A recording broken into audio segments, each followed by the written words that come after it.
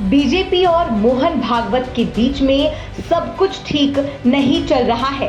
ये पूरी दुनिया को भली भांति दिख भी रहा है, क्योंकि ये दावा किया जा रहा है कि बीजेपी अपने घमंड में चूर है। आरएसएस की ओर से भी लगातार बीजेपी पर प्रहार किया जा रहा है, जो कि बीजेपी पर अब खटक रहा है।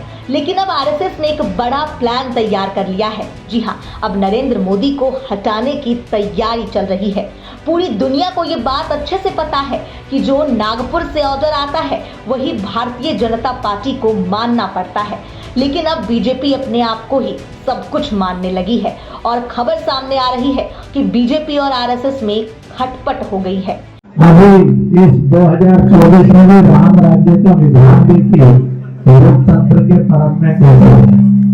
उन्होंने राम की भक्ति की और धीरे धीरे अहंकार आ गया, उस पार्टी को सबसे बड़ी पार्टी घोषित कर दिया और उसका और जो पूरा उसको मत मिलना चाहिए, जो शक्ति मिलनी चाहिए, जो भगवान ने अहंकार के कारण दिया। जिन्होंने राम का विरोध किया उनमें से किसी को भी शक्ति नहीं कि सब मिलकर भी नंबर 1 नंबर 2 पर खड़े कर दिए। इसलिए प्रभु का न्याय बड़ा विचित्र है, बड़ा सत्य है। लोकसभा चुनाव में जिनके राम के प्रति जिनकी आस्था नहीं थी और श्रद्धा थी, उनको कुल मिलाकर 234 वोट मिले, 234 सीट मिली, मतलब इंडिया गठबंधन को। वैसे उन्होंने ये भी कहा है कि जो राम के नाम से जिन पर अहंकार हो गया था, यानी भारतीय जनता पार्टी, उसको 241 सीट मिली। किस तरह से लेते हैं इसमें? देखिए, अब ये है कि जितनी भारतीय जनता पार्टी को सीट मिली है 240 सीट, उतना कांग्रेस का 3 चुनाव का भी अगर काउंट करें तो लोग नहीं पहुंचते हैं। और आज वो लोग बड़ी बड़ी बात करेंगे तो ये ठीक नहीं।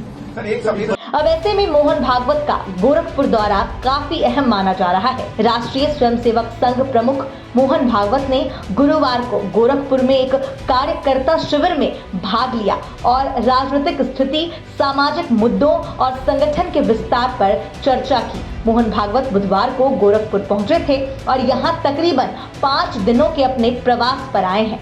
सूत्रों ने कहा कि वह 1 या 2 दिन में गोरखपुर में मुख्यमंत्री योगी आदित्यनाथ से भी मुलाकात कर सकते हैं। काशी, गोरखपुर, कानपुर और अवध क्षेत्र के लगभग 280 आरएसएस स्वयंसेवक शहर के चिउटाहा इलाके में एसवीएम पब्लिक स्कूल में कार्यकर्ता विकास मार्ग में भाग ले रहे हैं।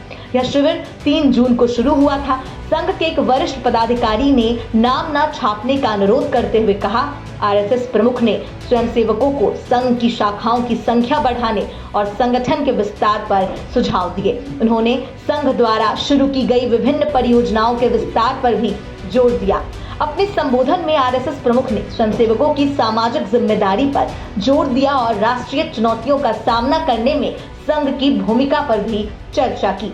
अपने 5 दिवसीय प्रवास के दौरान आरएसएस प्रमुख स्वयंसेवकों और प्रशिक्षकों के साथ अलग अलग बैठकें करेंगे। कार्यक्रम स्थल के अंदर और बाहर दोनों जगह कड़ी सुरक्षा व्यवस्था की गई है और केवल चयनित स्वयंसेवकों को ही कार्यक्रम स्थल में प्रवेश की अनुमति है। भागवत ने सोमवार को नागपुर में संगठन के कार्यकर्ता विकास वर्ग द्वितीय के समापन कार्यक्रम में आरएसएस प्रशिक्षुओं की एक सभा को संबोधित किया था, जहां उन्होंने मणिपुर की स्थिति पर चिंता व्यक्त की थी। अब 1 साल से मणिपुर शांति की राह देख रहा है। उसके पहले 10 साल शांत रहा। पुराना गन कल्चर समाप्त हो गया ऐसा लगा, और अचानक जो कलह वहां पर उपज गया या उपजाया गया, उसकी आग में अभी तक जल रहा है, त्राही त्राही कर रहा है। कौन उस पर ध्यान देगा? प्राथमिकता देके उसका विचार करना ये कर्तव्य है।